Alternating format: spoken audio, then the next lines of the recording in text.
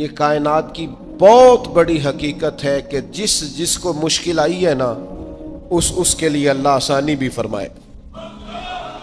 بہت بڑی حقیقت ہے. کیوں کہ قرآن مجید نے کہا فَإِنَّ مَعَ الْعُسْرِ يُسْرًا إِنَّ مَعَ الْعُسْرِ يُسْرًا، فرمایا بے شک مشکل کے ساتھ آسانی ہے، بے شک مشکل کے ساتھ آسانی. یہ حقیقت ہے قرآن کی بتائی ہوئی. اس لیے جہاں جہاں بھی مشکلات ہیں وہ سمجھ لیں کہ بڑی جلدی یہ مشکلات دروازہ بنے گی، اور جیسے ہی دروازہ کھلے گا سامنے آسانیاں نظر آئیں گی. حضور غوث اعظم رضی اللہ تعالیٰ عنہ، شیخ عبد القادر الجیلانی رضی اللہ تعالیٰ عنہ فرماتے مجھ پر سخت مشکلات آئیں، یہاں تک کہ بھوک کی وجہ سے، شدت بھوک کی وجہ سے میں زمین پر لیٹ گیا، اور ذرا میں پریشان ہونے لگا تھا کہ خود بخود میری زبان پر یہ آیتیں جاری ہو گئیں فَإِنَّ مَعَ الْعُسْرِ يُسْرًا إِنَّ مَعَ الْعُسْرِ يُسْرًا. فرمایا میں آیتیں پڑھ رہا تھا، اٹھ کے بیٹھا، چلنے لگا، کام میں لگ گیا، چند ہی دنوں میں اللہ نے ساری مشکلات کو آسان فرما دیا. یہ حقیقت ہے. اس حقیقت کو کبھی جھٹلانا، گھٹن جتنی زیادہ ہو ہوا پھر اتنی. مسلمانوں نہ گھبراؤ، خدا کی شان باقی ہے، ابھی اسلام زندہ ہے، ابھی قرآن باقی ہے. یہ جتنی مشکلات ہیں یہ اپنے پہلو میں آسانیاں لے کے آیا کرتی. میں کس زمانے میں بڑی سخت تکلیف کا شکار تھا تو میری والدہ بڑے دبے لفظوں میں کبھی کبھی ماتھا چوم کہتی پتر اللہ نے اتنا دینا ہے سانبے ہی نہیں جانا. تو وہ چلے سادے لوگوں کا جملہ ہے، اور اس جملے کے اندر ابھی بھی اتنے معاملات ہیں یہ کنٹرول کے، انتظامات کے، میں واقعی نہیں سنبھال سکتا. وہ کئی سارے لوگ ملیں تو تب سنبھالے جاتے ہیں. بھائی ہر مشکل اپنے دامن میں آسانی رکھتی ہے. ڈسٹرب نہ ہو، مینٹلی طور پر پریشان نہ ہو. جیسے ہی مشکل آئے قرآن کا یہ فیصلہ ہے کہ وہ اپنے ساتھ آسانی لے کے آئے گی. اور ایک اور حقیقت بھی اچھی طرح سمجھ لیں، رزق بندے کو تلاش کرتا ہے. آپ کو گھر سے نکلنا ہے، کوشش کرنی ہے، محنت کرنی ہے، لیکن جو جائز نہیں اس کی طرف ہاتھ نہیں بڑھانا، اس لیے کہ جو آپ کا ہے وہ تو آپ کو ڈھونڈ رہا ہے. بس آپ نے کوئی کاروبار شروع کیا نہیں، تھوڑی سی محنت کی نہیں، تو وہ جو آپ کا رزق ہے نا وہ آپ کو تلاش کر رہا ہے، وہ ڈھونڈ رہا ہے، وہ آپ تک پہنچ جائے گا. یہ اتنی بڑی. بہت سارے دوست آ کے کہتے مجھے کسی نے کہا تجھے بندش کر دیا. تو پہلے بھی کہہ چکا ہوں یہ ہو سکتا صحیح ہے اللہ نے بھیجا تھا آپ کی طرف اور رستے میں کسی بندے نے روک دیا. یہ کیسے ہو سکتا ہے؟ اتنی کمزور بات کیسے کر سکتا؟ اللہ نے بھیجا تھا بندے نے بندش کرا دی، یہ کیسے ہو سکتا ہے؟ کو بات کو سمجھیں، بھیجنے والا مالک ہے. سنیں رسول اللہ صلی اللہ علیہ وسلم کا اتنا قیمتی فرمان. غربت کے ہاتھوں پریشان ہونے والے اور یہ کہنے والے کہ کئی کاروبار شروع کیے ہیں میرا چلتا نہیں، جو قدم آگے رکھتا ہوں پیچھے جاتا ہے، وہ یہ اس حدیث کو ذرا سنیں اور اپنے ذہن سے ان ساری آزمائشوں کو نکالیں. اللہ کے پیارے رسول علیہ السلام نے فرمایا رزق بندے کو اسی طرح تلاش کرتا ہے جیسے موت بندے کو تلاش کرتی ہے. یہ جہاں بھی ہو، جس مقام پہ بھی ہو، جب وقت آتا ہے تو موت پہنچ جاتی ہے نا، تو جب خدا کا ارادہ کرم ہوتا ہے تو رزق بھی پہنچ جاتا ہے. آپ محنت جاری رکھیں، کاروبار کرتے رہیں، جدوجہد کرتے رہیں، جو آپ کا ہے وہ آپ تک پہنچ جائے گا. اپنی زندگی میں حقیقت پسند بنے. یہ ایسے ہی دوسروں کے پیسوں پر موج کرنے کا ارادہ ترک کر دیں. کسی اور کے گھر جا کے پیٹ بھرنے کا خیال اپنے دل سے نکال دیں. حقیقت پسند بنے، جو آپ کا ہے وہ انشاءاللہ. حضرت مولا علی شیر خدا رضی اللہ تعالیٰ عنہ نے نا ایک انار اللہ کے بارگاہ میں کسی غریب کو دیا انار.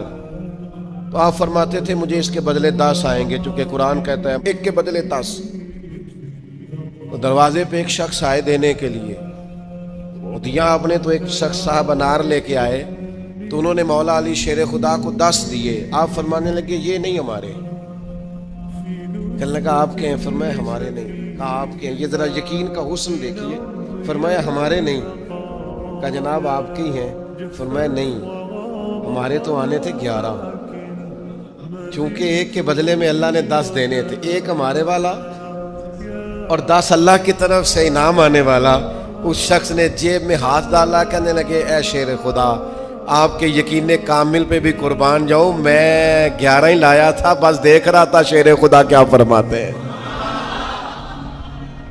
آپ کا یقین, آپ کا اللہ کی ذات پر بھروسہ, کیا خوبصورت انداز ہے. محنت تو کی ہے کسی کے گھر میں, مزدوری تو کی ہے کسی کے ہاں, نوکری تو کی ہے کسی کے ہاں, لیکن وہ کی کسی بندے کے ہاں ہے. رزق بارہ اللہ عطا کرے.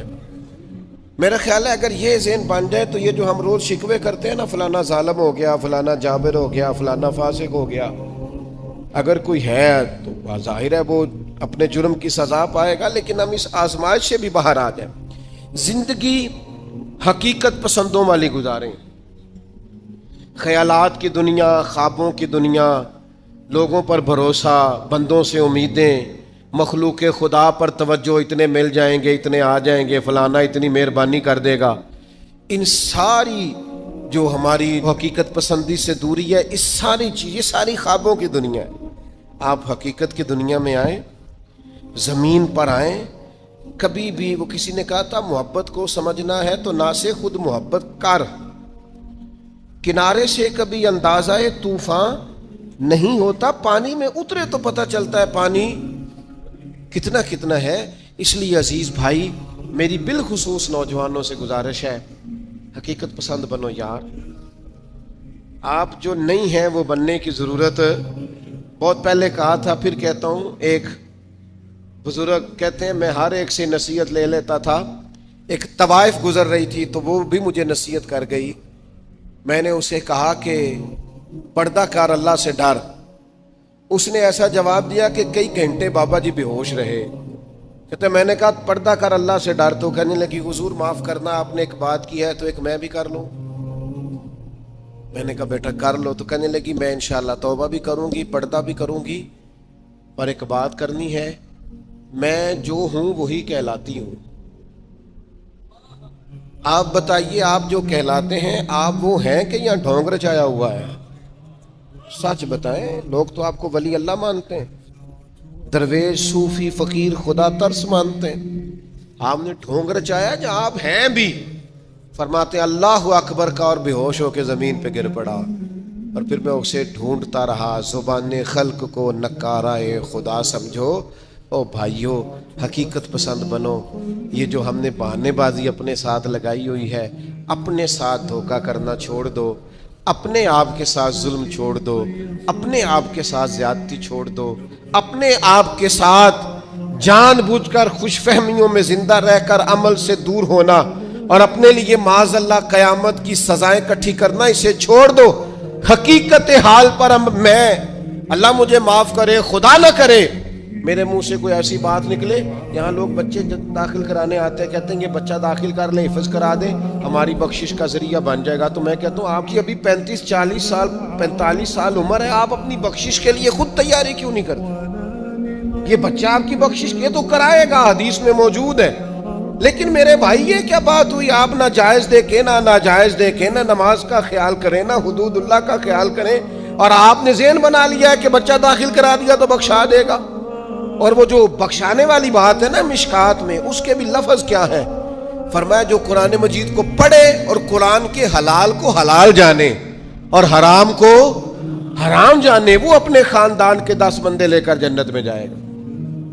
میں انکار نہیں کرتا, یہ بہت بڑی بشارت ہے, حافظ بندے جنت میں لے کے جائیں گے. اور اعلیٰ حضرت نے لکھا ہے عالم دین کے شاگردوں کی تعداد آسمان کے تاروں کے برابر بھی ہوئی تو اللہ عالم کی سفارش ان کے حق میں قبول فرمائے گا. یہ بات درست ہے, پر یہ کہ آپ بھروسہ کر کے بیٹھ گئے. حضرت ابو ہریرہ رضی اللہ تعالیٰ عنہ نے کہا تھا حضور جو کلمہ پڑھے گا جنت میں جائے گا. تو یہ روایت میں بیان کر دوں تو حضرت عمر قریب تھے, عرض کی حضور اس طرح تو لوگ عمل کرنا چھوڑ دیں گے. تو حضور نے فرمایا ابو ہریرہ رہنے دو, ان کو وہی باتیں بتاؤ جو عمل کے قریب کریں. بڑی خوش فہمیاں ہیں, نا عاقبت اندیشیاں ہیں. کبھی کبھی لوگوں کی باتیں سن کے ہم حیران ہو جاتے ہیں کہ یار چھوڑ دیں, آپ حقیقت پسند بنیں, حقیقتوں کا سامنا کریں. ہم دیہاتی لوگ ہیں, ہم دیہاتوں میں دیکھتے تھے لوگ شادی بیاہ کے موقع پر قرض اس بنیاد پر اٹھا لیتے تھے کہ مجھے اتنی سلامی بھی تو اکٹھی ہو جائے گی نا، لیکن قرض تو اکٹھا ہو جاتا تھا پر سلامیاں اکٹھی نہیں ہوتی تھی۔ اس کا لازمی نتیجہ پریشانی، آزمائش، مطالبہ کرنے والوں کی سختی، قرض کے نیچے دبا ہوا انسان، یہ اس کا لازمی اور فوری نتیجہ نکلا کرتا تھا۔ میرے بھائی، حقیقت پسند پڑھیں۔ سب سے پہلے اور سب سے بڑی اس حقیقت کو سمجھ لیں کہ اس کائنات کا خالق اللہ تعالیٰ، یہ سب سے بڑی حقیقت ہے۔ اس حقیقت کے سائے میں جو لوگ زندگی گزارتے ہیں وہ لوگ کبھی بھی دشواریوں کا شکار نہیں ہوتے، کبھی بھی الجھاؤ کا شکار نہیں ہوتے۔ سب سے بڑی حقیقت یہ ہے کہ اللہ ہمارا رب ہے، خالق ہے، مالک ہے، رازق ہے، اور پھر سب سے بڑھ کر رحمان ہے اور رحیم ہے، پھر سب سے بڑھ کر غفار ہے اور ستار ہے۔ اس حقیقت کو سمجھ لیں۔ اللہ تعالیٰ نے قرآن مجید میں اس حقیقت کا اس طرح اظہار فرمایا، کیف تکفرون باللہ وکنتم امواتا فاحیاکم، تم کس طرح اللہ کا انکار کرتے ہو حالانکہ تم بے جان تھے، اس نے تمہیں زندگی عطا کی، کچھ نہیں تھے تم، عدم میں تھے، اس نے تمہیں وجود دیا، اور پھر ارشاد فرمایا ثم یمیتکم ثم یحییکم، پھر تمہیں مارے گا اور پھر تمہیں زندگی عطا کرے گا، ثم الیہ ترجعون، پھر تمہیں اسی کی طرف لوٹ جانا ہے۔ کبھی اس حقیقت سے کوئی شخص آنکھیں نہیں پھیر سکتا کہ یہ جو اس کا اپنا وجود ہے یہ بھی سارے کا سارا اللہ تعالیٰ کی مشیت اور اس کی رضا پر مبنی۔ اس نے اپنا وجود بھی اپنی مرضی سے تشکیل نہیں دیا، قد کاٹ اپنی مرضی سے تشکیل نہیں دیا، حسن و جمال اپنی مرضی سے تشکیل نہیں دیا، تو پھر کیسی عجیب بات ہے یہ روزمرہ کے معاملات اپنی مرضی سے تشکیل دینا چاہتا ہے۔ اسے چاہیے کہ جس طرح اس کا وجود، اس کا حافظہ، اس کے چہرے کی ساخت اس کی اپنی مرضی کی نہیں، رب رسول کی مرضی کی ہے، تو پھر یہ بھی زندگی اپنی مرضی کی نہ گزارے، اس حقیقت کا قائل ہو جائے کہ جینا بھی اسی